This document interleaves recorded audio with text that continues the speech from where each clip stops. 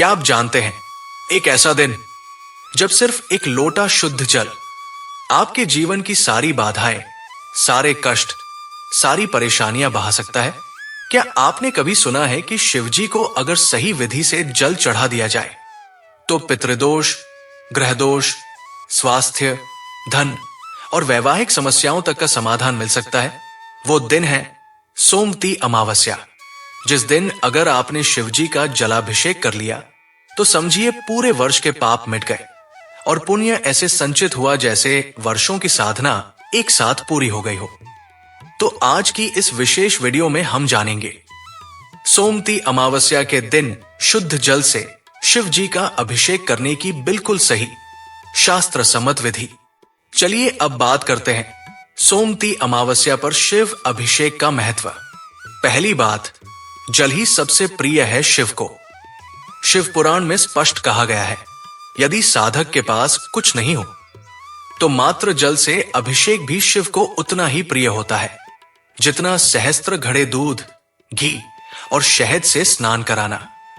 इस दिन का जलाभिषेक सिर्फ पूजा नहीं होता, ये एक ऊर्जा स्थानांतरण होता है जिसमें श्रद्धा, भक्ति और प्रकृति तीनों एक साथ काम करती है।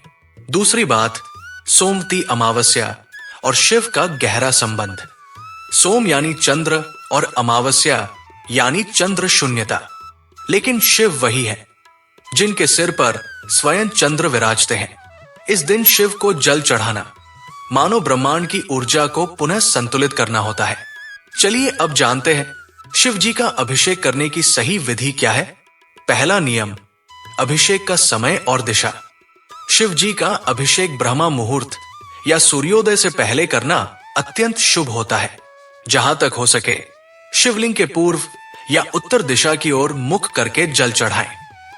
यदि मंदिर में जाएं तो लाइन में खड़े होकर चुपचाप शांत मन से पूजा करें। दूसरा नियम, जल की शुद्धता और पात्र। तांबे या पीतल के लोटे में रखा हुआ शुद्ध गंगा जल या घर का उबला हुआ ठंडा जल भी चलेगा। जल में थोड़ी सी तुलसी, रोली, चावल और सफेद फूल डाल सकते हैं, लेकिन केवल जल भी पर्याप्त है यदि श्रद्धा शुद्ध हो।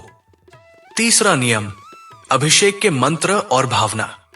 जल चढ़ाते समय इस मंत्र का उच्चारण करें, नमः शिवाय या महामृत्युंजयाय नमः। और अगर कुछ भी ना आए तो बस दिल से कहिए, हे भोलेनाथ मेरी प्रार्थना स्वीकार करें। भाव ही असली मंत्र होता है। चलिए अब बात करते हैं कुछ विशेष उपाय जो अभिषेक के साथ करें। पहला उपाय, जल में काले तिल मिलाकर चढ़ाना। इससे पितृदोष और ग्रह दोष दोनों शांत होते हैं, जीवन में बाधाएं कम होने लगती हैं। दूसरा उपाय, जल में शहद की कुछ बूंदें मिलाकर चढ़ाना।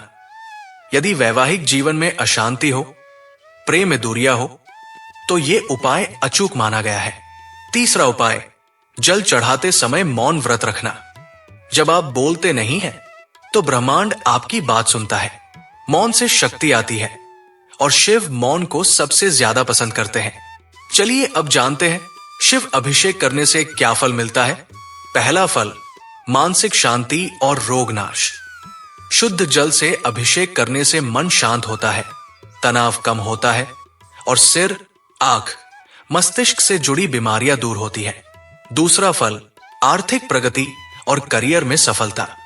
शिव को जल अर्पण करने से कार्यों में रुकावटें दूर होती है, नौकरी व्यापार में तरक्की होती है और धन की गति बढ़ती है।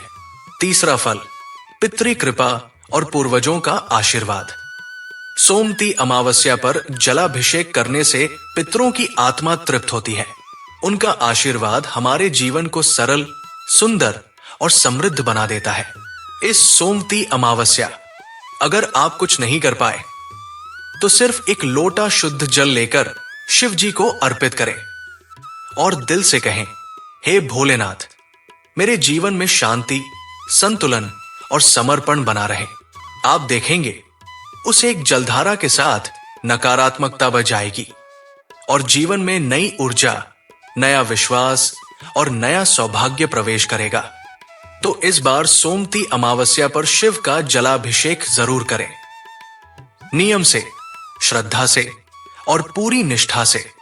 अगर आपको यह जानकारी उपयोगी लगी हो तो इसे जरूर लाइक करें, शेयर करें और इस चैनल को सब्सक्राइब करें। जय सोमती अमावस्या, जय शिव शंकर, हर हर महादेव।